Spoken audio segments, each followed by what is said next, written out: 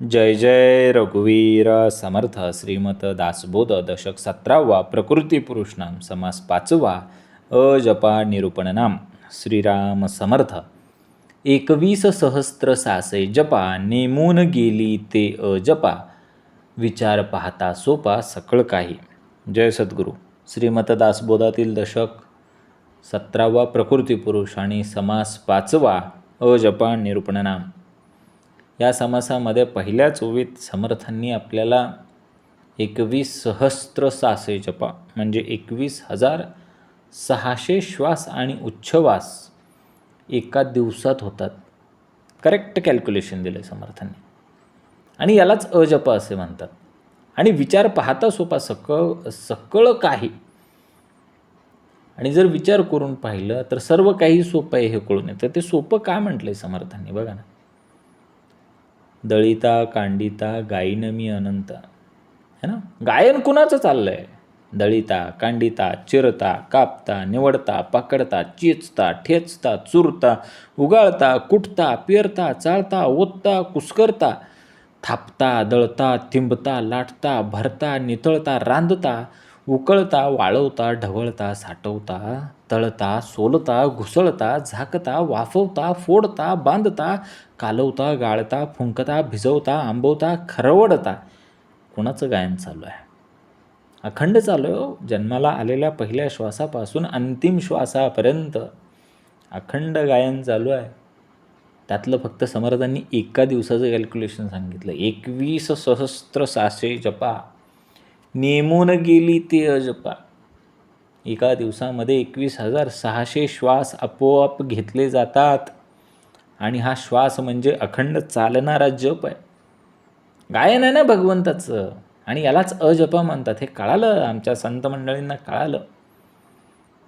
एका दिवसात 21,600, एका तासामध्ये 900 वेळा आणि एका मिनिटाला 15 वेळा. म्हणजे बैठकीच्या 2.5 तासामध्ये 2,250 वेळा हा अजपा मंत्र चालू आहे. भगवंताचं गायनच चालू आहे. फरक कुठं पडला होता? फक्त जाणीवच नव्हती. समर्थांनी बैठकीला बसवलं म्हणून जाणीव झाली. जय सद्गुरू. उत्तमाचा भाग आहे हा. अतिशय उत्तमाचा समास आहे हा. शेवटपर्यंत श्रवण केला पाहिजे. एकही ओवी नाही चुकवली पाहिजे एवढं. कारण फक्त आणि फक्त जाणीवेचाच समास आहे. आपण माळ घेऊन जप केली, आपण मंत्र म्हणालो, ह्यासाठी सायास करावे लागले, प्रयत्न करावे लागले, वेळ काढावा लागला. पण हा जो श्वासरूपी जप चालू आहे हा आपण काही ठरवून करत नाही आणि तो अखंड अखंड चालू आहे. मग तुम्ही आस्तिक असला काय, नास्तिक असला काय, देव मानला काय, नाही मानला काय, प्रत्येकाच्या अंतरी हे चालू आहे. तो निसर्गाने नेमून दिलेला आहे तो जपा. म्हणून ईश्वराने जन्मताच आपल्या हातामध्ये एक अखंड मंत्र दिला आहे. सोहम सोहम. विचार पाहता सोपा. जेव्हा आपण शांत बसून विचार करतो ना तेव्हाही सगळं कळणार आहे की साधना बिलकुल अवघड नाही. अहो अगदी सहज साध्य आहे. सहज. न लगे साधन दुर्गम. समर्थांनी आधी सांगितलं कुठलंही साधन दुर्गम ठिकाणी जायचं नाही. विशेष काही सायास करावे लागत नाहीत. देव शोधायला बाहेर धावायची गरज नाही. आम्ही बाहेरच धावत होतो. मठ केली, मंदिरं केली, देवदेवारे केले, बाहेरच शोधत होतो. कठोर तप केले, उपवास केले, पण खरं तर याची काहीच आवश्यकता नव्हती. फक्त श्वासाची जाणीव ठेवायची होती. पण इथं जाणीव होती कोणाला? बैठकीला यायच्या आधी होती जाणीव? वाटत होतं का हे सगळं सोपं आहे? पहिल्याच ओवीमध्ये समर्थांनी काय सुंदर शब्द वापरला आहे. विचार पाहता सोपा. आपले विचार ओव्हर थिंकिंग हो. विचार म्हणजे थिंक करणे. ओव्हर थिंकिंग, कॉम्प्लिकेशन, सगळं कॉम्प्लिकेटेड होतं. विचार पाहता सोपा. समर्थांनी सांगितलं विचार सोपा आहे. फक्त बघ, जाणीवपूर्वक बघ. सगळं काही सोपं आहे. सगळं काही विचार पाहता सोपा सगळं काही. सगळं जे आहे ना सोपं आहे. सोपं आहे. कॉम्प्लिकेटेड कोणी केलं? तुम्ही, आम्ही केलं. अवघड कोणी केलं? तुम्ही. लय अवघड, मैंदाळ अवघड झाले. कधी? तुम्ही, आम्ही केलं. समर्थांनी सांगितलं अरे श्वासावरती तर फक्त जाणीव ठेवायची होती. श्वास घेताना सो आणि सोडताना हम. एवढा सोहम हा अखंड मंत्र चालू आहे. हा साक्षात भगवंताच आहे बरं का. सोहम म्हणजे मीच तो परमात्मा आहे. जीव शिवाचा निश्चय. हा जीव म्हणजे तो शिव आहे आणि शिव म्हणजे जीव आहे, एवढी आठवण प्रत्येक श्वासात गणित भगवंत आपल्याला करून देतो. फक्त जाणीव नव्हती. नेनिवेतच अडकलो होतो ना. नेनिवेत होतो म्हणून तर देव शोधायला बाहेर धावत होतो. बैठकीला आल्यानंतर अंतर्मुख झालो. अध्यात्म आणि मग कळालं त्यालाच अध्यात्म म्हणतेत. बरोबर आहे का? प्रत्येक श्वास आपल्याला आठवण करून देतो की आपण केवळ देह नाही, तर आपणच ते चैतन्य स्वरूप आहोत. बरोबर आहे का? हा जाणीवेचा भाग आहे ना. समर्थ सांगतात की श्वास म्हणजे अखंड जप चालू आहे, अखंड जप. एखाद्याचा श्वास थोड्या वेळासाठी बंद होऊ दे, लगेच ॲम्ब्युलन्स की लगेच ICU की लगेच व्हेंटिलेटर सुरूच. पण हा जो श्वास आहे ना, आणि त्या श्वासाबरोबर असलेला हा अखंड जप जो आहे ना, तो परमेश्वराने नेमून दिलेला सहज साधन आहे. आपल्याला नेणीव होती म्हणून ते बंद पडलं होतं का? चालूच होतं. आणि जाणीव आहे म्हणून काय ते चालूच राहणार. पण आता सजगता आली, आता सावधपणा आला. मग पहिल्याच ओळीमध्ये समर्थांनी सांगितलं की 21,600 वेळा आपण आयुष्यातले किती दिवस, किती वर्ष वाया घालवली. का तर नेनिवेत होतो. आता जाणीवेमध्ये आलो. मग आता कळालं, समर्थांनी आल्या आल्या पहिल्या ओळीत सांगितलं की बाबा दिवसामध्ये 21,600 श्वास आपोआप घेतले जातात, तेच अजपा होतं. मग दिवसामध्ये 21,600 वेळा म्हणजे तासाला 900 वेळा आणि मिनिटाला 15 वेळा, म्हणजे बैठकीच्या 2.5 तासामध्ये 2,250 वेळा, 2,250 वेळा काय होतं, हा अजपा मंत्र चालू आहे. भगवंताचं अखंड नामस्मरण चालू आहे. कारण ही साधना कठीण नव्हतीच, फक्त जाणीव नसल्यामुळे ती प्रचंड कठीण वाटायची. फरक फक्त एवढाच होता की बहिर्मुख होता म्हणून सगळं अवघड वाटत होतं, कठीण वाटत होतं. आणि सोपं कधी वाटायला लागलं, जेव्हा समर्थांनी अंतर्मुख केलं, आतमध्ये पाहायला शिकवलं, बैठक मिळाली, सद्गुरू चरण मिळालं, तेव्हा जाणीव उभी राहिली आणि नेणीव बाजूला झाली. आणि आता मात्र या समासावेळेस जर जाणीव झाली तर ही जाणीव आता सावधतेमध्ये बदलली पाहिजे आणि प्रत्येक श्वासामध्ये आपण सावध असलं पाहिजे, अखंड सावध असलं पाहिजे. बघा आता समर्थ अतिशय सूक्ष्म निरूपण देत आहेत. मुखी नासिका असी जे प्राणे, तयास अखंड येणे जाणे, याचा विचार पाहणे सूक्ष्मदृष्टी है ना. मुखी नासिकी असी जे प्राणे, मुखात आणि नाकात प्राणवायू आहे, तयास अखंड येणे जाणे, त्याचं अखंड येणे जाणं चालू आहे, कधीच थांबलं नाही. आणि सूक्ष्मदृष्टीने याचा विचार पाहिला पाहिजे. याचा विचार पाहणे सूक्ष्मदृष्टी. आम्ही काय केलं होतं, स्थूलामध्ये अडकलो होतो. कसा चालला होता आपला आधीचा जप?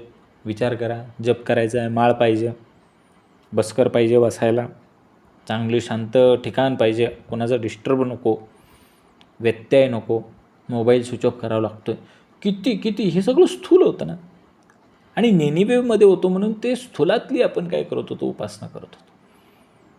पण जेव्हा कळालं की मुखातून आणि नाकातून जो येणारा जो प्राणवायू आहे, त्याचं जे अखंड येणं जाणं चालू आहे, त्याच्याकडे फक्त सूक्ष्म दृष्टीने पाहायचं आहे. बरोबर आहे का? आणि या अखंड प्रवाहाकडे सूक्ष्म दृष्टीने जेव्हा आपण पाहतो, तेव्हा आपल्या अंतरी जागरूकता येते. समर्थ इथे सांगतात की बाह्य गोष्टींकडून आपण काय शिकलो, कळालं ना. काहीच आपल्या हाताला काहीच लागलं नाही. वेळ गेला, हाताला काही लागलं नाही. प्रयत्न केले, हाताला काही लागलं नाही. आता वेळही घालवू नको आणि प्रयत्नही करू नको. फक्त लक्ष आत वळव. देव शोधायला बाहेर जाऊ नको, दूर जाऊ नको. कारण जीवन देणारा प्राण हा आपल्या नाकातून आणि मुखातून रोज येतो जातो, अखंड येतो जातो. फक्त सूक्ष्म दृष्टी पाहिजे होती. आणि हा जो प्राण आहे तो दिसत नव्हता, तो ऐकू येत नव्हता, तरीही अंतरी कार्य करत होता. समर्थ इथे सांगतात की सूक्ष्मदृष्टी म्हणजे डोळ्यांनी पाहणे नव्हे, तर सूक्ष्मदृष्टी म्हणजे समर्थांना अभिप्रेत आहे की साक्षी भावाने पाहणे, अनुभवणे म्हणजे सूक्ष्मदृष्टी होय. जेव्हा आपण शांत बसून श्वासांकडे लक्ष देतो तेव्हा कळतं, मी श्वास घेतोय, पण मी आणि श्वास हे वेगळे वेगळे आहेत. बरोबर आहे का? श्वास येतो, तो आपला नाही, तो निसर्गाचा श्वास आहे. आणि श्वास जातो, त्याच्यावरती आपलं नियंत्रण नाही. काय नियंत्रण? अजिबात नाही. मग कर्तेपणाचा अभिमान कशासाठी? मी श्वास घेतला, मी श्वास सोडला.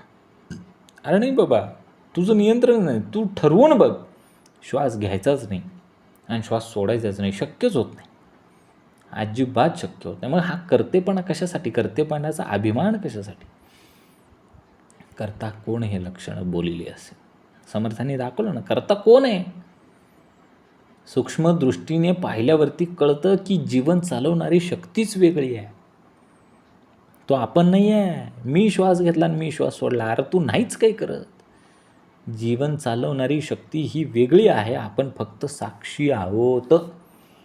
बरोबर आहे का? हा प्राण अखंड ये जा करतो, त्याच्याकडे सूक्ष्म जाणीवेने पाहणे हीच उत्तमाची साधना आहे, म्हणजे अजप आहे. श्वास हा अनुभूतीचे पहिले द्वार आहे. बघा ना, अनुभूती पाहिजे ना, आत्म्याची अनुभूती पाहिजे, श्वास पहिलं द्वार आहे. साक्षी भावाने पाहिल्यावर कळतं. मीपणाचा अहंकार विरघळू लागतो, कारण हा कर्तेपणा बाजूलाच गेलो. ही ओवी आपल्याला सांगते की देव दूर नाही आहे. देव प्रत्येक श्वासामध्ये येतोय जातोय, अखंड ये जा चालू आहे त्याची, अखंड अखंड ये जा चालू आहे. देव कुठेही दूर नाही. बघा तिसरी ओवी काय सांगितली.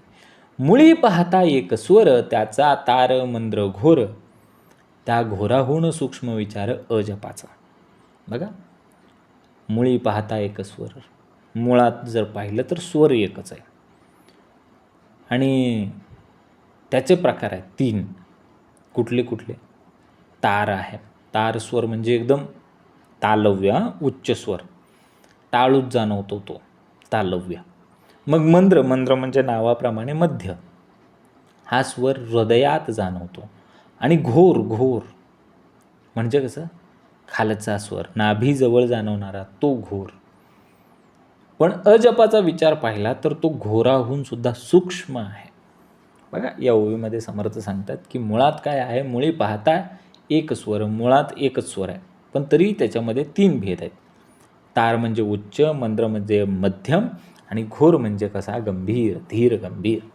परंतु अजपाचा जो विचार आहे तो घोराहून सुद्धा अधिक सूक्ष्म आहे. समर्थ आपल्याला काय सांगतात की हे जे अधिक सूक्ष्म आहे, हा अजपा त्या घोराहून अधिक सूक्ष्म आहे, कारण तो आवाज कुठून आहे? अंतरीतील स्पंदने आहेत आणि ती निशब्द आहेत, म्हणून त्या सूक्ष्मापेक्षाही सूक्ष्म आहे. कारण हा नाद कानांनी ऐकूच येत नाही. तो कधी अनुभवास येतो? जेव्हा मन शांत होतं. जेव्हा मन शांत होतं तेव्हा त्याची अनुभूती येते. अजपा म्हणजे त्या मूळ नादाशी एकरूप व्हायचे. जेव्हा साधक श्वासाच्या सूक्ष्म स्पंदनामध्ये शिरतो ना, तेव्हा त्याला शब्द, स्वर, भेद याच्या पलीकडे असलेलं शांत चैतन्य अनुभवायला येतं. बरोबर आहे का? नाद एकच आहे, नाद एकच आहे, पण त्याचे स्तर कसे आहेत? भिन्न भिन्न आहेत, वेगवेगळे आहेत. आणि अजपा तर ह्या सगळ्याहून पलीकडे आहे. असू दे ना, मग एक उच्च आहे, एक मध्यम आहे, एक कनिष्ठ आहे, ठीक आहे. या सगळ्या स्तराहून तो सूक्ष्म आहे. हा बाह्य ध्वनीच्या पलीकडे आहे. अंतर्गत शांत नाद अनुभवणे हीच सगळ्यात मोठी आणि खरी साधन आहे. मग ते बघा, आता स्वर आहे ना, ह्या ओवीमध्ये काय सांगितलं समर्थांनी आता आपल्याला? मुळी पाहता एक स्वर. आता बघा, पुढच्याच ओवीमध्ये समर्थांनी काय सांगितलं? सारेगम पद निस, सारी मातृका सायास, प्रथम स्वरे मातृकास म्हणून पहावे. सारेगम पद निसा हे काय आहेत? सप्त स्वर आहेत. मग ह्याच्यामध्ये काय आहे? आरोह आणि अवरोह. आरोह म्हणजे चढता क्रम, अवरोह म्हणजे खाली येणारा. बघा ना, आपल्याकडं आरोही नाव असतं मुलीचं, मुलाचं आरोह असू शकतं. अवरोह कुणी ठेवलंय का? अवरोही कुणी ठेवलंय? नाही हो. हे सप्त स्वर जसे चढत्या क्रमाने असतात ना, प्रत्येकाला गती पाहिजे, सद्गती पाहिजे, वरची गती पाहिजे, पुढचं पाऊल पाहिजे, म्हणून आरोह चढता क्रम. अवरोह नको आहे. मग आरोह आणि अवरोह यांच्या प्रयत्नाने प्रथम सप्तकातील सा या प्रथम स्वरापासून आरंभ करून दुसऱ्या सप्तकातील रेपर्यंत स्वर मातृका प्रयत्नाने म्हणून पाहाव्यात. काय केलं पाहिजे? समर्थ सांगतात की संगीताची जी सुरुवात आहे, म्युझिक जे आहे ना, सारेगमपधनिसा. बघा आपली पोरं जर गायनाच्या क्लासला वगैरे जात असतील माहिती आहे, सारेगमपधनिसा टी व्हीवर ते लागतं, पण ते सारेगमप. मग संगीताची सुरुवात या स्वरांपासून होते. तसेच शब्दांची निर्मितीसुद्धा याच स्वरांपासून होत असते. स्वरांच्या शिवाय अक्षरांचा उच्चार काय होऊ शकत नाही. म्हणून अक्षरांचे मूळ हे स्वर आहेत असे समजून विचार करावा. मग इथं समर्थांनी आपल्याला काय सिक्वेन्स दिला? सगळ्यात पहिल्यांदा सांगितलं की नाद एकच आहे. त्या नादातून स्वर आले, स्वरातून अक्षरे आली, अक्षरातून शब्द आले आणि शब्दातून ज्ञान उत्पन्न झालं. मग सृष्टीचा उगम कुठून आहे? नादापासून, म्हणजे ध्वनीतून उत्पन्न झाला आहे. सृष्टीचा उगम नादातून, ध्वनीतून झालेला आहे. मग त्या नादापासून स्वरांची निर्मिती झाली आणि स्वरांपासून मातृका म्हणजे अक्षरे निर्माण झाली आणि त्यांच्यापासून शब्द आणि संपूर्ण ज्ञानप्रवाह प्रवाहित झाला. बरोबर आहे का? असंच आहे. स्वर हे अक्षरांचे मूळ आहे. कळालं? स्वर हे अक्षरांचे मूळ आहेत आणि अक्षरे हे ज्ञानाचे मूळ आहेत. त्यामुळे प्रथम स्वरांचा विचार केला तर सृष्टीच्या नादमय तत्वाचे ज्ञान होते. नादमय आहे सगळं, हा नाद आहे, सोहम नाद आहे. ओंकारसुद्धा नाद आहे. अ उ म अकार तो ब्रह्मा, उकार तो विष्णू, मकार महेश, आहे की नाही? हा सुद्धा नाद आहे. बघा पुढं, परे वाचून आरते आणि पश्यंती खालते, स्वरांचे जन्मस्थान ते तेथून उठे. मग समर्थांनी वरच्या ओवीत सांगितलं की स्वर हे अक्षरांचे मूळ आहे, मातृकांचे मूळ आहे ना ते, सारेगमपधनिसा. सप्तस्वर कुठून आले त्याचं मूळ सांगितलं. मग आता ते स्वरांचे जन्मस्थान सांगितलं पाहिजे ना. समर्थांनी सांगितलं 5व्या ओवीत, परे वाचे होऊन आरते, त्या परा वाचेपासून. आता आपल्याला कळायला पाहिजे आता वाचा किती आहेत. 4 वाणी 4 खाणी. मग त्या 4 वाणी कोणत्या? परा, पश्यंती, मध्यमा आणि वैखरी. मग एकदम टॉपची भारीतली कुठली? परे होऊन. परे वाचे होऊन आरते. त्या परेपासूनच्या सुद्धा काय आहे? वर, म्हणजे नाभी प्रदेशामध्ये. म्हणजे कुठं? परा म्हणजे कुठं? आपला नाभी प्रदेश. नाभीपासून वर आणि पश्यंतीच्या खालती. मग पश्यंती कुठे येते? पहिले आपण हे 4 बघूया. परा, पश्यंती, मध्यमा आणि वैखरी. परा कुठे आहे? नाभी, बेंबीचा देठ म्हणजे परा. पश्यंती म्हणजे हृदय, म्हणजे अंतकरण. मध्यमा म्हणजे कंठ. वैखरी म्हणजे मुख. मग इथे समर्थांनी काय सांगितलं? परे वाचे होऊन आरते. मग परेच्या वाचे होऊन म्हणजे नाभीच्या वरती आणि पश्यंतीच्या खालती स्वरांचे जन्मस्थान ते, तेथून उठे. कळालं? पुन्हा एकदा बघू. परा वाचेपासून वर म्हणजे नाभीपासून किंचित वर आणि पश्यंतीच्या खालती म्हणजे हृदयाच्या खाली स्वरांचे जन्मस्थान आहे, जेथून स्वरांची अजपाची सुरुवात होते, तेथून उठे. कळालं? ठिकाण कळालं? समर्थांनी एकदम क्लिअर सांगितलं. आल्या कॅल्क्युलेशन करून दिलं 21,600. श्वासोश्वास होतात. पहिल्याच ओवीमध्ये सांगितलं. एकदम करेक्ट कॅल्क्युलेशन दिलं. त्यानंतर सप्तस्वर सांगितले आणि आता काय सांगितलं आहे? स्वरांचे जन्मस्थान. हे इतर कुठल्याही ग्रंथात मिळत नाही. ही जाणीव आहे, हा जाणीवेचा समास आहे. समर्थ जाणीव करून देत आहेत की हे अजपा कुठून सुरू होते आहे, त्याचं जन्मस्थान काय आहे, स्वरांचं जन्मस्थान काय, पश्यंती, मध्यमा, वैखरी ह्या 4 वाणी कशा कार्य करतात, परेचं ठिकाण कुठं आहे, पश्यंतीचं ठिकाण कुठं आहे, हे आपल्याला कुणी सांगितलं होतं? समर्थांशिवाय आजपर्यंत कुणी सांगितलं होतं का? द्वैतामध्ये आपण खूप फिरलो. मग समर्थांनी आज सांगितलं की हे जे स्वर उठतात ना, स्वर बाहेर पडत आहेत, ह्याचा जन्म कुठेतरी होत असेल ना, कुठेतरी निर्मिती होत असेल की नाही. बघा समर्थ सांगतात की स्वर शब्द अचानक बाहेर येत नाहीत, पहिले तयार होतात. ते आधी अतिशय सूक्ष्म अवस्थेमध्ये चेतनेत तयार होतात आणि नंतर ते हळूहळू बाहेर पडतात. मग ते बघा ना, एकदम बघितलं ना आपण, परावाणी अत्यंत सूक्ष्म चेतनेत असलेली वाणी म्हणजे परावाणी. पश्यंती म्हणजे विचार सुरू आहे, अजून विचाररूप अवस्थेमध्ये असते, ते पश्यंती वाणी. मध्यमा म्हणजे काय? मनामध्ये तयार झालेले शब्द. आणि वैखरी म्हणजे तोंडातून उच्चारलेला एक्झॅक्ट शब्द म्हणजे वैखरी. ही ओवी सांगते की स्वरांचे मूळ जन्मस्थान या सूक्ष्म वाणीच्या स्तरात होते. कुठं? सूक्ष्म वाणीच्या. सांगितले ना आपल्याला कुठे आहे? परे वाचे हुण अर्थे आणि पश्यंती खालते. म्हणजे हे किती सूक्ष्म आहे बघा, किती सूक्ष्म आहे. प्रत्येक शब्द आधी चेतनेत जन्म घेतो आणि नंतरच तो बाहेर येतो. बरोबर आहे का? समर्थांनी या ओवीत काय सांगितलं की स्वर आणि शब्द यांचे मूळ अत्यंत सूक्ष्म चेतनेत आहे. अजपा काय आहे हे सांगण्याचा प्रयत्न बरं काय एवढा. ते परावाणीपासून सुरू होऊन पश्यंती, मध्यमा आणि शेवटी वैखरी मध्यमातून बाहेर प्रकट होत असते. आता प्रश्न आहे की अजपा उपासना कशी करायची? समर्थांनी या समासाचं नावच दिलं आहे अजपा निरूपण नाम. मग अजपा उपासना कशी करायची? बघा काय करावं लागतं त्यासाठी.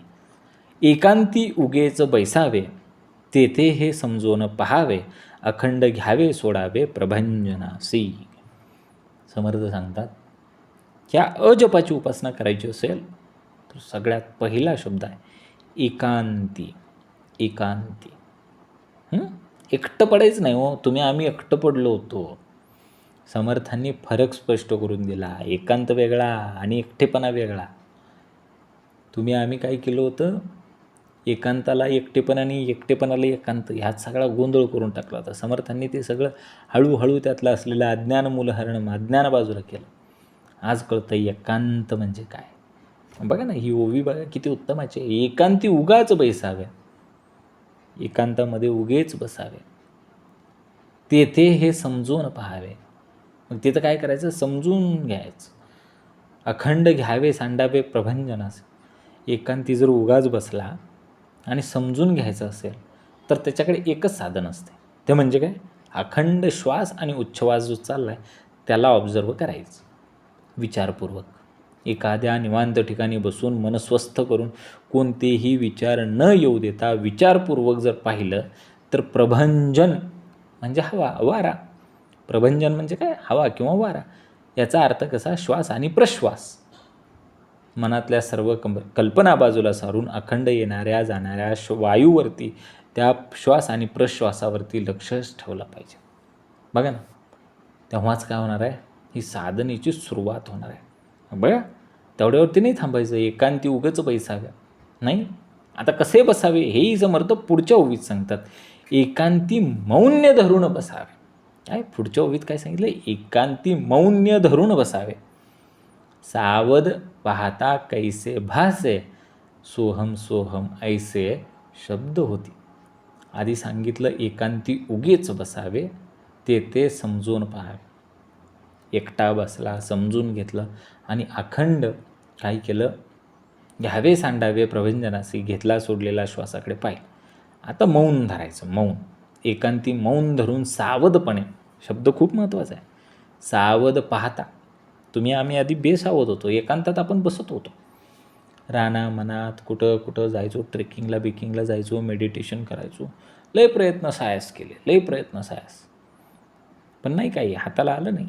समर्थांनी सांगितलं एकांती मौन्य धरून बसावे, सावध पाहता कैसे भास. आणि ते सावधपणे श्वासोश्वास, श्वास प्रश्वास ह्यांच्याकडे पाहिल्यानंतर सोहम सोहम असा जो नाद तयार होतो ना, तो समजेल. बरोबर आहे का? बघा, समर्थांनी सांगितलं एकांतात शांतपणे बसून जर मौन धारण केलं तरच आपल्याला श्वासाकडे जागरूकतेने लक्ष दिल्यानंतर एक सूक्ष्म ध्वनी जाणवतो. श्वास घेताना सो आणि बाहेर सोडताना हम, सो हम, सो हम. काय सांगतो हा, याचा संदेश काय, माझ्यात आणि परमात्म्यामध्ये काही वेगळेपण नाही आहे. आत्मा आणि परमात्मा एकच आहे. पण कधी कळणार आहे, सावधपणा पाहिजे ना. जेव्हा साधक सावधपणे मौनात बसून श्वासांवरती लक्ष देतो तेव्हा त्याला अजपा जप जाणवू लागतो. कारण हा समासच जाणीवेचा आहे. अजपा जप हा जाणवून घ्यायचा आहे, करायचा नाही आहे, करायचंच नाही आहे. तो होतोय, आताही होतोय. आता हे निरूपण जेव्हा देतोय तेव्हाही होतोय आणि निरूपण बंद झाल्यानंतर तेव्हाही होणार आहे. हा अखंड शेवटच्या श्वासापर्यंत चालू असलेला अजपा जप आहे. फक्त ह्याच्यावरती लक्ष द्यायचं आणि जाणीव ठेवायची की तो परब्रह्म येतोय आणि प्रत्येक श्वासाबरोबर तो तुमच्या आमच्या अंतरीमध्ये चैतन्य स्वरूप परब्रह्म येतोय आणि आतमध्ये चैतन्य देतोय. म्हणून हे सगळं चाललंय. बघा ना, आम्ही ध्यानामध्ये श्वासाचा सोहम सोहम आता नाद ऐकायला शिकलो आहे आणि जाणवतो तो उत्तमच आहे, अत्यंत उत्तमच आहे. पण यासाठी पाहिजे एकांत, मौन आणि सावधपणा. तरच शरीरात चालणारा तो नैसर्गिक जप ऐकू येतो, जाणवतो. त्यालाच अजपा जप सोहम असं म्हणतात, तो नाद आहे.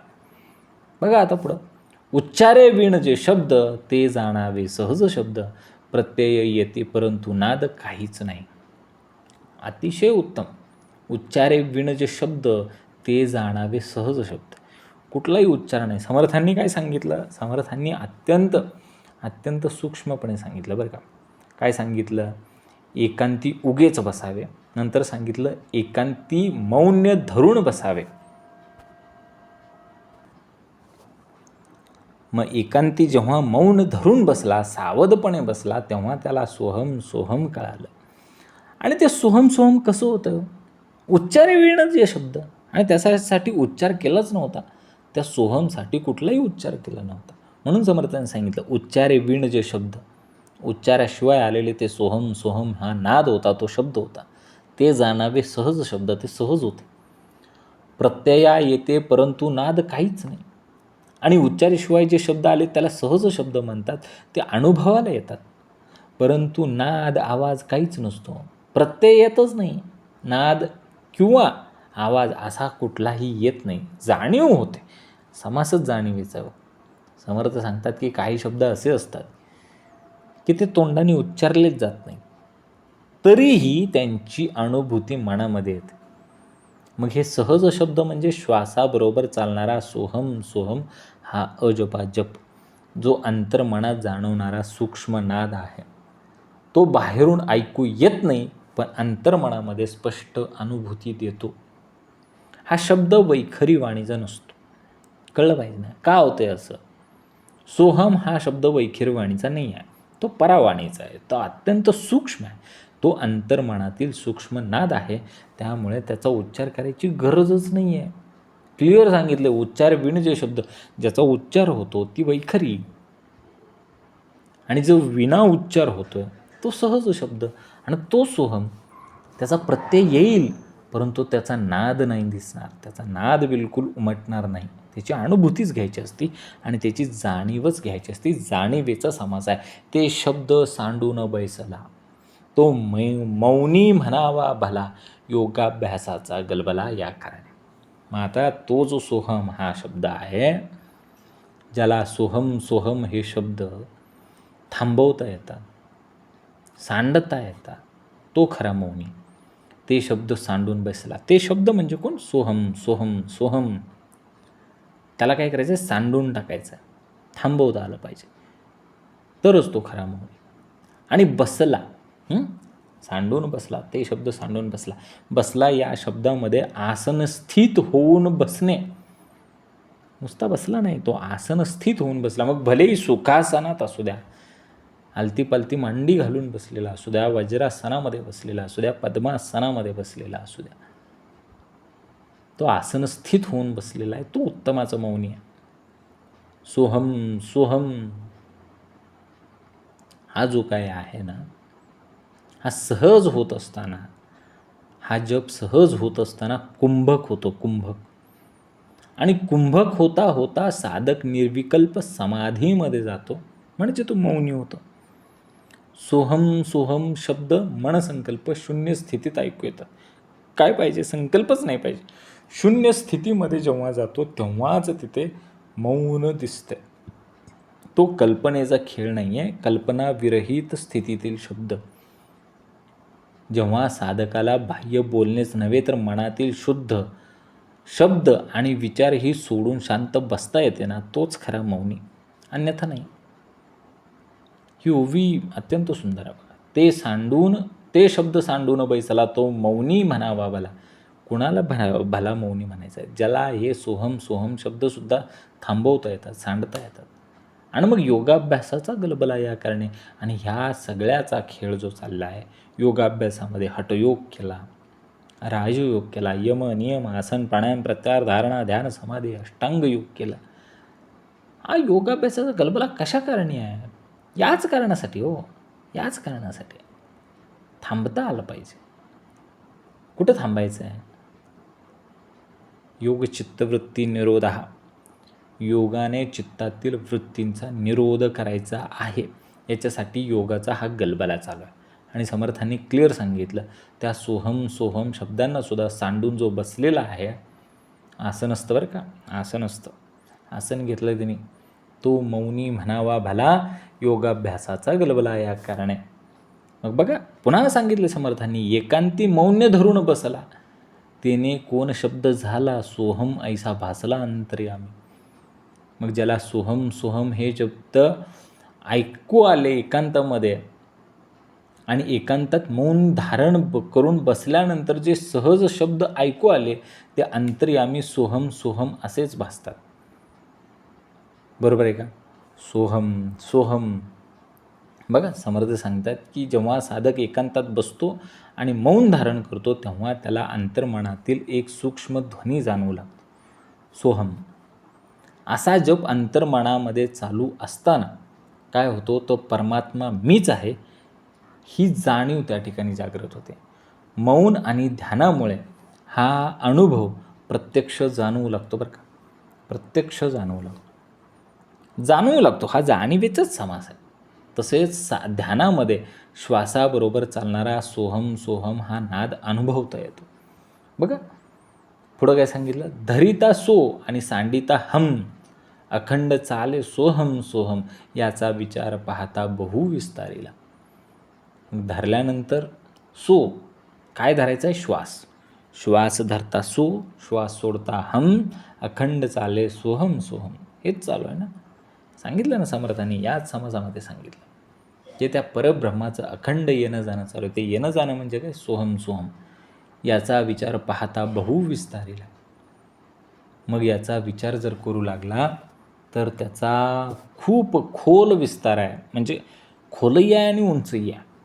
बघा कसं आहे, समर्थ सांगतात की जेव्हा श्वास घेताना आपण सो म्हणतो आणि सोडताना हम म्हणतो, असा जो सूक्ष्म ध्वनी असतो तो कसा आहे, खूप खोल आहे, सखोल विचार करावा लागतो. याचं खूप मोठं तत्त्वज्ञान आहे. बघा समर्थ सांगतात की परमात्मा वेगळा नाही, तो परमात्मा आपल्या आतमध्येच आहे, म्हणून ते अजप आहे. आणि मग हे चाललंय काय, संपूर्ण देहामध्ये अखंड तो येतोय जातोय, परमात्म्याची एंट्री एक्झिट चालू आहे. जीव शिवाचा निश्चय येतो, तो शिव ह्या जीवाला भेटायला येतोय. प्रत्येक श्वास आपल्याला हेच स्मरण करून देतोय की अरे ते चैतन्य स्वरूप तूच आहेस. आपला प्रत्येक श्वास हा जणू परमात्म्याचाच जप आहे, स्वतः परमात्माच करतो. बघा ना, समर्थांनी आल्या सांगितले 21,600 वेळा. सर्वसाधारण मनुष्य 21,600 वेळा श्वास घेतो. किती वेळा झालंय? आपण जाणीव ठेवली तर आपलं संपूर्ण जीवनच ध्यान बनेल. कारण 21,600 वेळा ती जाणीव जर अखंड स्मरणात राहिली तर विस्मरण होणारच नाही भगवंताचं. मग संपूर्ण जीवनच काय ध्यानमय. वेगळं ध्यान करायची गरजच काय. 21,600 वेळा. ही ओवी काय सांगते की श्वास ही फक्त शारीरिक क्रिया नाही, तर ती परमात्म्याची आठवण करून देणारी साधना, उत्तमाची नैसर्गिकरित्या होणारी आहे. श्वास घेताना सो आणि सोडताना हम सोहम हा अजपाजप सतत चालू असतो. याचा सखोल विचार केला तर आत्मा आणि परमात्मा एकच आहे हेच महान तत्व समजून येते. बघा पुढं, देहधारक तितुका प्राणी, श्वेत जो द्वाजिदक खाणी, श्वासोश्वास नसता प्राणी कैसे जिती. समर्थ सांगतायत की देहधारक म्हणून जितके प्राणी आहेत, मग त्यामध्ये कोण आहे, स्वेदज, उद्बीज, जारज, अंडज, हे 4 खाणी. मागाशी 4 वाणी दाखवल्या की नाही, दाखवल्या, कोणत्या होत्या, कमेंट करून सांगा 4 वाणी कोणत्या. आता 4 खाणी सांगितल्या, स्वेदज, अंडज, उद्बीज, जारज. ते सगळे काय करतायत, श्वासोश्वास करूनच जगत आहेत. त्याच्याशिवाय ते जगूच शकत नाही. श्वासोश्वास नसता प्राणी कैसे जिती, जगूच शकत नाही. म्हणजे हे जे वरदान दिलेलं आहे भगवंतानी, हे संबंध सृष्टीला दिले की जगात जितके म्हणून जीव आहेत 4 योनीमधल्या, हे सर्वजण श्वासावरच जगतात. आणि हा श्वासच जर नसता तर कुठलाही जीव जिवंत राहूच शकला नसता. श्वास हीच जीवनाची मूलभूत शक्ती आहे. घेतोय ना आपण श्वास, सोडतोय हम, सो हम, मूलभूत शक्ती आहे. त्याच्याशिवाय काहीच नाही. अध्यात्मामध्ये, योगाभ्यासामध्ये, अगदी मेडिकल सायन्समध्ये श्वास खूप महत्त्वाचा आहे ना. श्वासच नसेल तर काय बघा, 2-5 सेकंदासाठी जरी श्वास थांबला ना तरी बघा किती धावपळ उडते. प्राण म्हणतात त्याला, प्राण. तो प्रत्येकाचं शरीर जिवंत ठेवतो तो प्राण आहे तो. श्वास म्हणजे फक्त हवा नाही हो, ती ऊर्जा आहे. जीवनाची दिव्य ऊर्जा म्हणजे तो श्वास आहे. आणि याच श्वासाबरोबर सोहम सोहम अजपा जप हा अखंड चालू आहे. जाणीवेत असला तरी चालू होताच आणि जाणीवेत नव्हतो तरीसुद्धा तो जप हा अखंड चालू होता. बरोबर आहे का? बघा पुढं, ऐसी हे अजपा सकळासी परंतु कळे जाणत्यासी सहज सांडूनी सायासी पडोच नाही. समर्थ क्लिअर सांगतात. समर्थांचं सगळं आजचा समासच भारी आहे, जाणीवेचा. ऐसी हे अजपा सकळासी परंतु कळे जाणत्यासी, जाणीव असणारा जाणता. ज्याला जाणीवच नाही तो कसला जाणता आलाय, तो तर नेनता.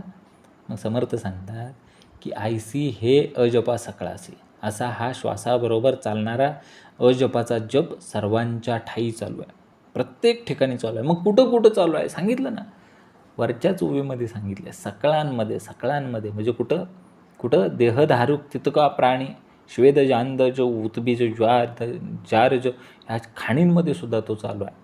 आणि एकही प्राणी असा नाही की तो श्वास घेत नाही. आणि मग हे सगळे सगळे सगळे आहेत ना, ह्यांच्यामध्ये हे अजपा चालू आहे. परंतु कळणार कुणाला? परंतु कळे जाणत्यासी. त्या कळण्यासाठी काय पाहिजे? जाणीव पाहिजे. त्या जाणत्यालाच कळणार आहे. सहज सांडून सायासी पडूच नाही. मग हे सगळं जे जाणता व्यक्ती आहे ना, त्याला कळतं की एवढी सहज साधना सोडून सायासात, कष्टात, प्रयत्नात कशाला पडायचं?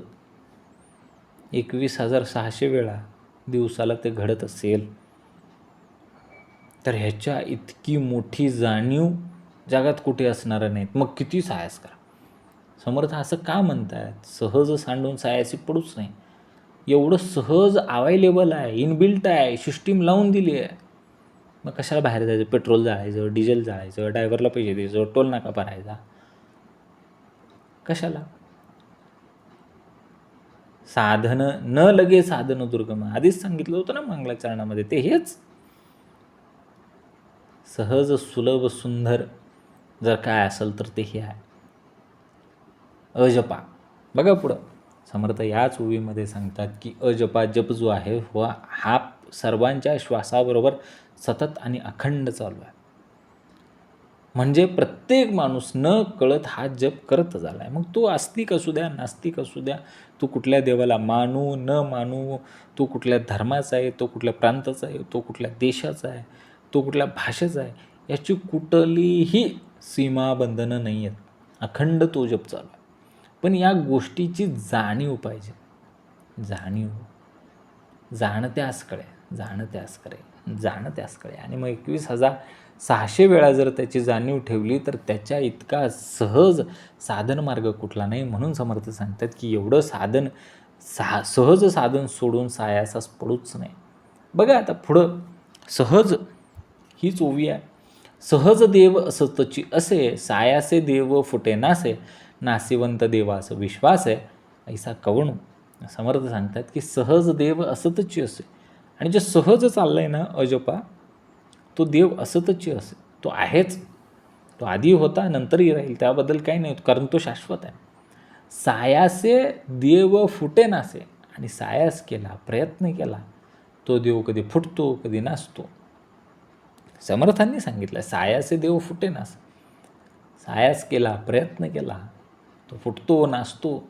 आता ते सहज होतं, ते सांडून गेला ना तू. नासिवंत देवास विश्वासे ऐसा कवणू. मग जो देव स्वतःच नाचतो, फुटतो, त्या नाशवंत देवास कसा विश्वास ठेवणार? असं होतं का कधी? बघा ही ओवी काय सांगते, खरा परमात्मा म्हणजे सहज आहे. जसं की अजपा तो नित्य आहे, तो सर्वत्र आहे आणि तो सर्वज्ञ आहे. तो कधी निर्माण होतही नाही आणि कधीच नष्टही होत नाही. तो नाशवंत नाही आहे, तो शाश्वत आहे.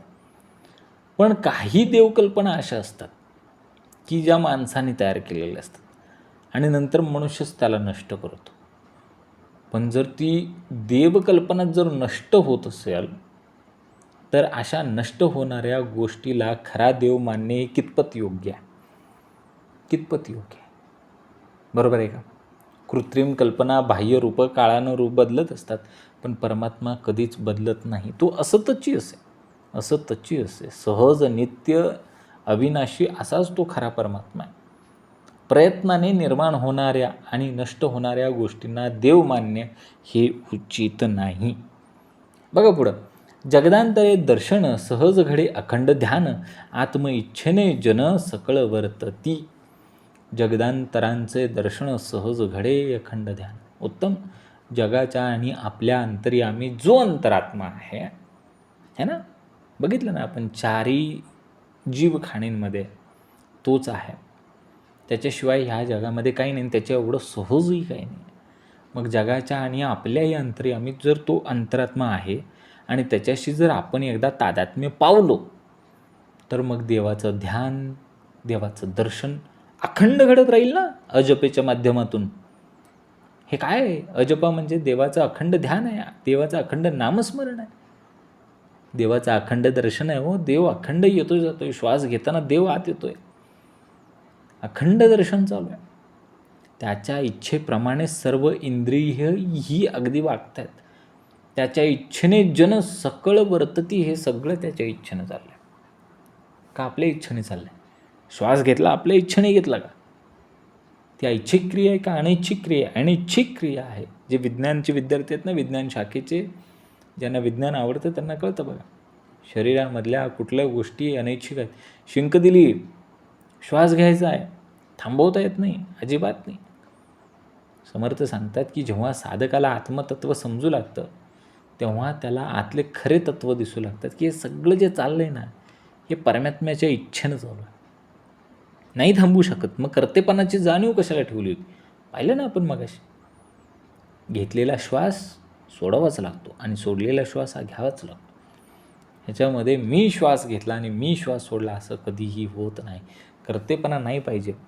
फक्त पाहिजे ती नम्रता. जगातील सर्व जीव परमात्म्याच्या इच्छेनंच वागत असतात, त्याच्या पलीकडे काही नाही. आणि एकदा हे समजलं की अंतरी असलेला अहंकार कमी होतो आणि निर्माण होतो साक्षीभाव, आणि तोच महत्त्वाचा आहे.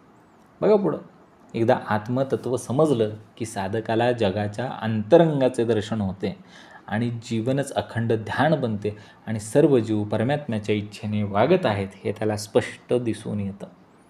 बघा पुढं, आत्म्याचे समाधान घडे तैसेची आशण सांडिले फिटले समर्पण तयासीच होये.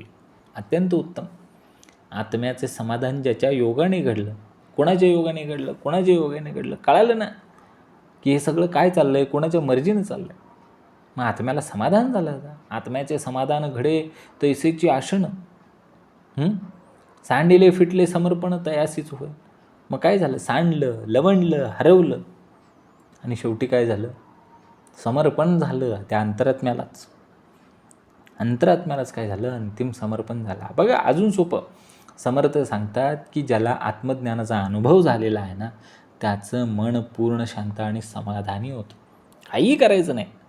घेतलेला श्वास मी घेत नाही आणि सोडलेला श्वास मी सोडत नाही, तर कर्तेपणाचा अहंकार कशासाठी? कशासाठी? जो अहंकार आणि अपेक्षा सोडतो त्यालाच खऱ्या अर्थाने समर्पण साध्य होत असतं. जे मिळाले ते परमेश्वराची इच्छा मानून स्वीकारतो हीच समर्पणाची खरी अवस्था आहे. बघा ना, ज्याला आत्मज्ञानाने अंतःकरणामध्ये समाधान मिळते तो जीवनामध्ये जे मिळेल ते सहज स्वीकारतो. हे स्वीकारणं खूप महत्त्वाचं आहे. तुमच्या आमच्यामध्ये बघा आता रिलेशनशिप जास्त दिवस टिकत नाहीत, लग्न. कारण काय? स्वीकार नाही हो, स्वीकार नाही. अहंकार आहे, इगो. रूट कॉज काय? तसंच आहे. आत्मज्ञान एकदा झालं की अंतःकरणामध्ये समाधान आणि जीवनामध्ये समाधान मिळतं. कारण काय? जे मिळालं ते स्वीकारायचं आहे. आपण एकमेकांना जसे आहे तसं स्वीकारल्यानंतरच काय होणार आहे? समाधान अंतःकरणामध्ये मिळणार आहे. इच्छा आणि अहंकार सोडल्यानंतरच खरं समर्पण प्राप्त होणार आहे. बघा आता पुढं दृष्टांत आहे अतिशय उत्तमाचा. अगणपुरुष पोटी वसती तयास अवदने सकळ देती लोक आज्ञेमध्ये असती आत्म्याचे. अत्यंत उत्तम. अगणपुरुष प्रत्येक प्राण्याच्या पोटामध्ये, मग 4 ज्या काही खाणी आहेत स्वेद अंडज जारज उद्बीज, ह्या सगळ्यांच्या प्राण्यांच्या पोटामध्ये अग्निपुरुष वसलेला आहे. त्यालाच सर्वजण आहुती देत आहेत. तयास अवदाने सकळ देती, सगळेजण त्यालाच अवदान देतात. आहुती समिधा म्हणतात त्याला. अशा रीतीने सर्व लोक अंतरात्म्याच्या आज्ञेत राहतात. ह्याच्या पलीकडे काहीच नाही. कळलं? समर्थ काय सांगतात आपल्याला? प्रत्येक शरीरामध्ये एक अग्निपुरुष आहे, ज्याला आपण काय म्हणतो, जठराग्नी असतो. आपण म्हणतो ना पोटामध्ये आग पडली आग पडली, तेच जठराग्नी असतो. तो प्रदीप्त झालेला असतो जरा जास्त. त्याला समर्थाने इथं अग्नपुरुष असं म्हटलेलं आहे. आपण जे अन्न खातो ते त्या पोटातल्या अग्नीला अर्पण केल्यासारखी असते. मग या संपूर्ण सृष्टीमधले सगळे जीव अन्न ग्रहण करतच आहेत ना, त्यामुळेच त्यांचं जीवन चालत आहे. म्हणजे काय तर हे सर्व जीव परमात्म्याच्या नियमाने चालत आहेत. शरीरामध्ये जर तो अग्नपुरुष नसता तर ह्या जीवाने खाल्लं काय असतं? पाण्यामध्ये असणाऱ्या माशाच्या पोटामध्ये सुद्धा आग पडतच असेलच ना. त्या पाण्यामध्ये जरी राहत असला तो मासा, कासव, बेडूक, तरीसुद्धा त्यांच्या शरीरामध्ये तो अग्नी प्रदीप्त होतच असणार आहे. आणि तेव्हाच जाऊन त्यांनी खाल्लेलं जे अन्न आहे त्याचं पचन होत असणार आहे. म्हणजे काय तर हे सगळं जे काही चाललेलं आहे हे एक ठराविक सिस्टम चालू आहे. म्हणजे कसं चालू आहे हे? प्रत्येकाच्या शरीरामध्ये जो अग्निपुरुष आहे, जो जठराग्नी आहे ना, तो म्हणजेच परमात्मा आहे. आणि या परमात्म्याच्याच नियमाने हे सर्व काही व्यवस्थित चालू आहे. बघा, सहज देव जप ध्याने, सहज चालणे स्तुती स्तवने, सहज घडे ते भगवानने मान्य कीजे. म्हणजे काय? एकदा काय हे सगळं तादात्म्य झालं, कळालं, सगळं समजलं, आता काही प्रॉब्लेम नाही की त्याची होणारी प्रत्येक क्रिया सहज देव जप ध्याने. आता सहज देव होतोय, जप होतोय आणि ध्यानसुद्धा सहज लागते. कारण जाणीव आली ना, जाणीव. कारण आधी काही वेगळे मंत्रांचे कलेक्शन करून ठेवले होते, वेगवेगळ्या जपमाळा आणून ठेवले होते. मग ते वेळेला करायच्या, ह्या वेळेला करायच्या, 4 वाजता करायच्या, ह्या वेळेला. आता तसं नाही. 21,600 दिवसामध्ये सहज होतं आहे. सहज देव जप ध्यान सहज झालं. 21,600. सहज चालणे स्तुती स्तवने 21,600. सहज चालत स्तुती होते, स्तवन होते ते 21,600. सहज घडे ते भगवान 21,600च बरं का. मान्य कीजे. मग इथं देहभाव नसल्यामुळे कृत्रिम उपासना करण्याची गरजच नाही. मीपणा विरहित सहज असल्यामुळे ही प्रत्येक सेवा भगवंताला अर्पण होते. बघा ना, सहज देव जप ध्याने. देवाचे जपन, नैसर्गिक ध्यान हे नैसर्गिकपणे होऊ लागते. सहज चालणे, स्वाभाविक जीवन जगणे, स्तुतीस्तवने, देवाची स्तुती आणि गुणगान सहज घडे, अगदी स्वाभाविक घडतं, नैसर्गिक घडतं. भगवानने मान्य कीजे, की जे भगवंताची इच्छा म्हणून ते स्वीकारावं. साधना ही कृत्रिम किंवा जबरदस्तीची नसावीच कधी. जेव्हा मन शांत आणि भक्तिभावानेच भरलेलं असतं तेव्हा देवाचे स्मरण हे आपोआप होतं आणि जीवन सहजपणे चालतं. मग देवाची स्तुती आणि कृतज्ञता ही नैसर्गिकपणे व्यक्त होते. कायम कृतज्ञ. कसं? नैसर्गिकपणे. बघा पुढे सांगितलं, सहज समाजया कारणे नाना हटयोग करणे, परंतु एकाएकी समजणे घडत नाही. सहज समजाया कारण, हे सगळं जे सहज दिलं ना समर्थाने, काय दिलं बघा ना. सहज काय सांगितलं? सहज देव जप ध्याने, सहज चालणे स्तुती स्तवने, सहज घडे ते भगवानने.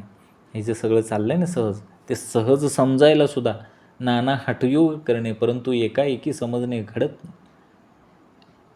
हे सगळं करण्यासाठी हटयोगासारखी साधनं वापरली गेली, परंतु ते सहजासहजी समजेल असंही घडत नाही. आपल्याला जेवढं सहज वाटतं ना तेवढंही सहज नाही आहे. समर्थ इथे इशारा देत आहेत की आत्मज्ञान मिळवण्यासाठी अनेक प्रकारचे हठयोग आणि कठीण अभ्यास आणि तप करतात लोक. क्रियायोग आहे, तपस्वाध्याय, ईश्वर प्रणिधान, शरीराला कष्ट देऊन, विविध योग प्रकार करून, विविध योगासनं करून आत्मतत्व समजेलच असं नाही. बघा कित्येक योगी आहेत, सहजमधली सहज गोष्टसुद्धा त्यांना एवढं कष्ट करून मिळत नाही. कारण आत्मज्ञान हे अंतर्मनातील जागृतीने येते, शरीराला कष्ट देऊन येत नाही. आत्मज्ञानासाठी विवेक पाहिजे, समज पाहिजे, अंतर्मुक्ता आणि सगळ्यात महत्त्वाचं जाणीव पाहिजे. हा समासच जाणीवेचा आहे. फक्त हठयोगाचे शारीरिक प्रयोग पुरेसे नसतात. खरी साधना ही आतल्या जागृतीची आहे. पाहिलं ना आपण, दळिता कांडिता गायीनं मी अनंता. एवढं सोपं होतं, एवढं सहज होतं, एवढं सुंदर होतं, एवढं सुलभ होतं.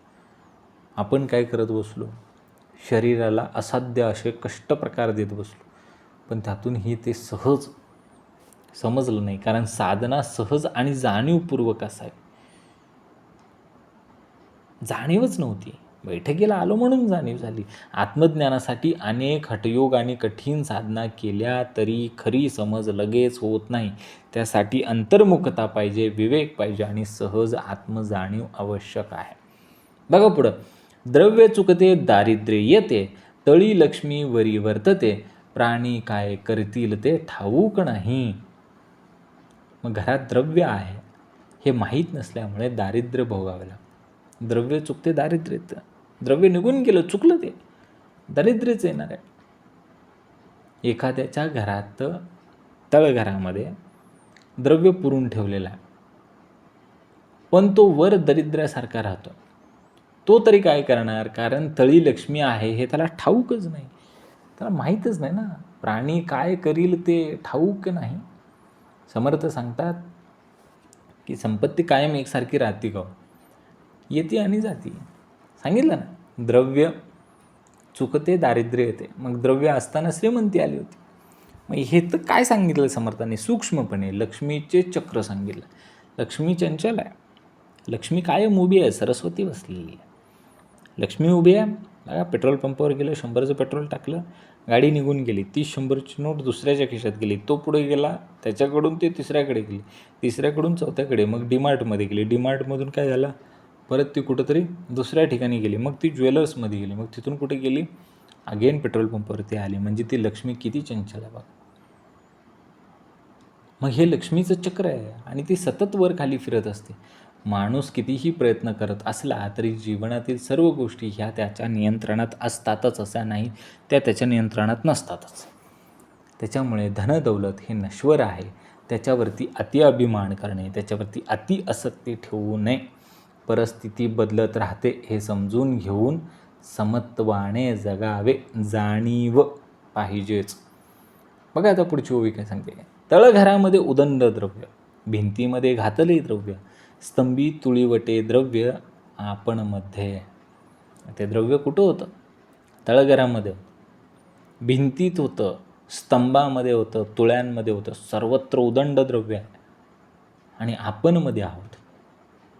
समर्थ काय सांगतायत, कधी कधी एखाद्या माणसाच्या घरात, तळघरात, भिंतीत, खांबात सगळीकडे धन आहे, खजिना आहे, लपलेला आहे, परंतु त्या घरात राहणाऱ्या माणसाला त्याची कल्पना नसते. म्हणजे इथं बघा ना, आध्यात्मिकदृष्ट्या कसं बघायचं आहे की फक्त ही जी ओवी आहे ना, ही फक्त भौतिक धनाबद्दल बोलत नाही, ते आत्मज्ञानाबद्दल बोलते. प्रत्येक माणसाच्या आतमध्ये परमात्मा, आत्मज्ञान आणि आनंदाचा खजिना आहे. पण अज्ञानामुळं माणूस बाहेर सुख शोधत होता, बाहेरच फिरत होता. जसा घरात खजिना असूनही माणूस गरीब राहतो, तसंच आत्मज्ञान असूनही माणूस दुःखीच राहतो. जाणीव नव्हती. आतमध्ये भगवंताचा 21,600 वेळा अखंड जप चालला आहे, ह्याची जाणीव जरी झाली ना, तरी अजपा नावाची साधना आयुष्यभरासाठी आपल्याकडे कुठलंही स्थूल साधन न वापरता आपण आयुष्यभर उपासना करू शकतो. समर्थ सांगतात की माणसाने बाहेरची धावपळ थांबवावी आणि स्वतःच्या आतमध्ये डोकावावं, कारण खरा खजिनाच आतमध्ये आहो.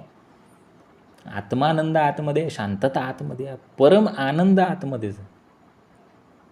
बघा पुढे सांगितलं, लक्ष्मीमध्ये करंटा नांदे, त्याचे दारिद्र्य अधिक सांदे, नवल केले परमानंदे, परमपुरुष. सर्वत्र लक्ष्मी असून जो करंट्यासारखा नांदतो, त्याचे दारिद्र्य अधिकच दुःखदायक होते. परमपुरुष जो परमानंद, त्याने केवढे हे नवल केले आहे पहा बरे. परमपुरुषानं खूप काही करून ठेवलं.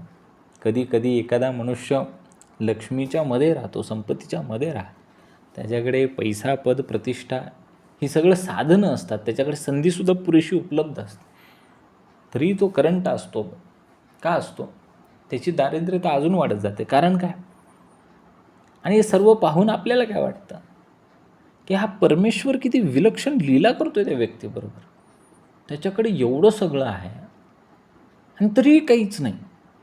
म्हणजे संपत्ती असली म्हणजे माणूस सुखी असेलच असं नाही.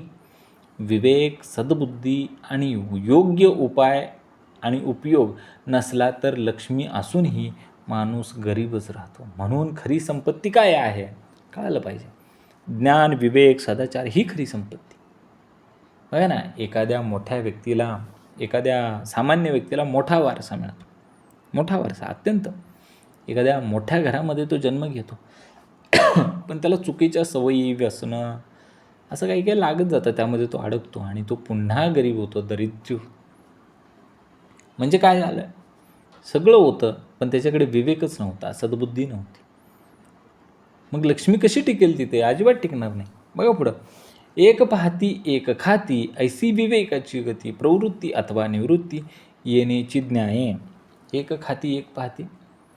श्रीमंत माणसं ऐश्वर्य भोगतात, खातात, पितात. दरिद्री, भाग्यहीन माणसे नुसतीच त्यांच्याकडे बघत बसतात.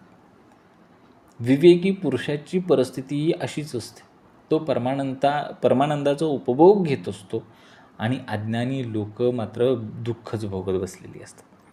बघा ना, इथे सांगितलं, जो पाहणारा आहे तो जगाकडे पाहतो, अनुभव घेतो, पण आसक्त होत नाही. हा निवृत्ती मार्ग, वैराग्य मार्ग, आत्मज्ञानाचा मार्ग. पाहायचं, जगाकडे पाहायचं, सापेक्ष साक्षी भावानं पाहायचं. आणि खाणारा जो आहे ना, खाणारा म्हणजे काय खाणारा हो? विषयाचा भोग घेणारा, कामक्रोधामध्ये गुंतलेला, कामक्रोधाने लिताडलेला, तो कसा आहे? भोगी आहे, भोगी. तो खाणार आहे, विषय खातोय फक्त, आणि विषय त्याला खातायत, तो विषयांना खातोय. असे दोन मार्ग आहेत. समर्थ इथं सांगतात की हे दोन्ही मार्ग जगामध्ये आहेत. पण विवेकी माणसाने काय केले? स्वतःचा मार्ग ओळखलेला आहे. बघा ना कसा ओळखला आहे.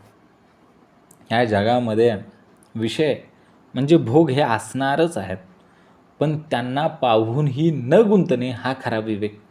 आणि या विवेकावरूनच प्रवृत्ती मार्गी की निवृत्ती मार्गी हे आपल्याला कळणार आहे की तो व्यक्ती कसा आहे, प्रवृत्ती मार्गीचा आहे की निवृत्ती मार्गीचा आहे. अंतरी वसता नारायण, लक्ष्मीस काय उणे, त्याची लक्ष्मी तो आपणे बळकट धरावा. नारायण ज्याच्या अंतरी वास करतो त्याच्या ऐश्वर्यात कमीपणा कसा असेल? म्हणून लक्ष्मी ज्याची अंकित आहे तो नारायण आपल्या हृदयामध्ये बळकट धरावा. लक्ष्मीला धरायचंच नाही, धरायचं आहे नारायणाला. तो नारायण म्हणजे परमेश्वर साक्षात आपल्या अंतःकरणामध्ये वसलेला आहे. तर लक्ष्मी कशाची कमी असेल? लक्ष्मीची कमी राहणारच आहे, लक्ष्मीला यावंच लागेल. कारण लक्ष्मी हीच नारायणाची पत्नी आहे, त्याला यावंच लागेल. म्हणून ज्याला लक्ष्मी प्राप्त झाली आहे त्याने ती शहाणपणाने, नीतीने आणि स्थिरपणे सांभाळावी. नारायण अंतरी आहे याचा अर्थ काय? की नारायण म्हणजे धर्म, सत्य, विवेक म्हणजे नारायण. अशा व्यक्तीकडे समृद्धी, यश आणि समाधान म्हणजे लक्ष्मी आपोआप येणारच आहे. कारण जिथे नारायण तिथे लक्ष्मी. म्हणून लक्ष्मी मिळाल्यानंतर अहंकार करू नये, तर ती धर्माने आणि योग्य मार्गानेच वापरावी. बघा, इति श्रीदासबोधे गुरुशिष्य संवादे अजपा निरूपण नाम समास 5वा. जय जय रघुवीरा समर्थ. ओम श्री गुरुदत्तात्रय श्रीपाद श्री वल्लभाय नमः. जय सद्गुरू.